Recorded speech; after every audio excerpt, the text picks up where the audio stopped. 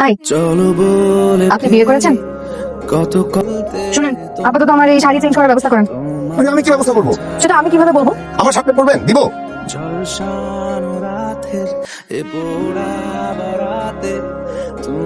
হা করে তাকিয়ে আছেন কেন? আপনি তো দেখতে খারাপ না। কেন? বউ সাথে আমাকে সুন্দর লাগছিল না? বউর সাথে তো সব মেয়েকে সুন্দর লাগে, তাই আসল সৌন্দর্য ন্যাচারাল বিউটিতে। বাবা, মৃত মানুষের মুখে দেখি ফুলও ফোটে। চলেন। আপনি জানতে চাচ্ছিলেন না আমি কেন এখানে এসেছি?